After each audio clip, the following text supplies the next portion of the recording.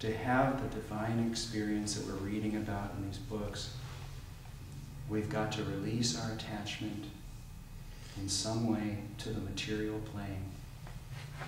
We've got to look elsewhere besides material wealth, material well-being, material comfort.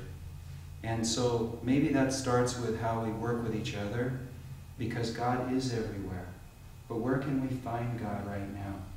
If we haven't found God, or if we're not finding God every day in some shape or form in our own inward meditation, our own spiritual practice, which is the main place, let's find it in each other socially.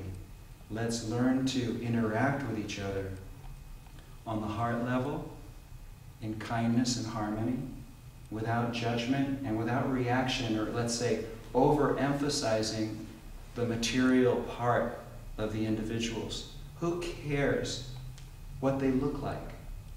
Who cares if they're tall or short or thin or fat? What is more important, and who cares so much about the words that they say? Words have power, but still, what are they, instead of reflecting and rebounding on when we think that they're not right, or they're saying something wrong, or they're being unkind, and they're not giving us the quality energy that we expect from them. Instead of focusing on that, can we just love them anyway, silently? Can we look for the light in them? Look for the hope and the divine reality in them. And I think that what happens is, as we learn to do that and transcend, it's like saying, if it's really hot, do you have to just get all your clothes off and jump into a air-conditioned room? Or if it's really cold, do you have to get a jacket right away? Can we learn to kind of be more moderate in the way we react to the physical world and to personalities? To me, personalities are like the physical world. It's just an outer expression of our karma and our habits, but it's not really who you are inside. And I work with people all the time, and I'm learning. I think that's why I have to do this, is because I'm learning that the people I work with are not their personalities, and they're not their habits, and that every one of us is equal in our potential, but also in our highest truth. And the more that I'm able to experience that in you, the happier I'm going to be. And so even like I said in the beginning of the talk, even if it feels like sometimes, and I think it's real, that this is the shadow of death, this is the realm of duality, of suffering and loss, we can transcend it by seeing the divine intention expressed in every human being. It's there. It may not be there in the way we'd like to see it, or it may not be there in its purest form, but it is there. I know it is.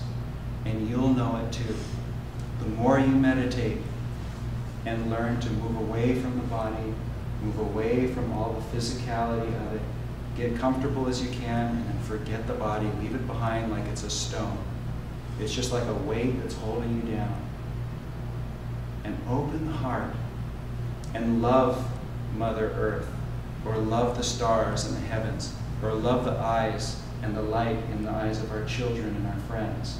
Love the vibration in the Bible, or the Bhagavad Gita, or Whispers from Eternity. Be with people that have that love. Be with people, try to be around people who have joy and have that inner light that's radiant because they've tapped into it either in this life or in a past life. But learn to practice techniques and practice them every day, because I don't know how anybody could do it. I'm not saying it's the only way, but I'll just say from my own experience, I cannot imagine being able to see the world with happy eyes and with a happy heart without my meditation. I don't want to sound too attached or anything, but if you can get to a place in meditation that's so sweet and so special and so fulfilling, And then when you open your eyes and you look at other people, you can feel that in them. And it's not a projection. Life is a mirror. And so it's always going to send back to us what we're putting out. And the intellect is going to try to stop you. The intellect's going to say it's not real. The intellect is what was operating in Yogananda's father when he said, oh, you're going to go visit your guru. You're a fanatic. You're going to become a religious freak. That's the intellect. That's fear. That's the reasoning mind. The reasoning mind might get you through high school, if you're lucky. But after that, we've got to learn to feel life and live intuitively if we would be free. If we would have the living experience of the divine light in ourselves, and if we would become channels for that light to others.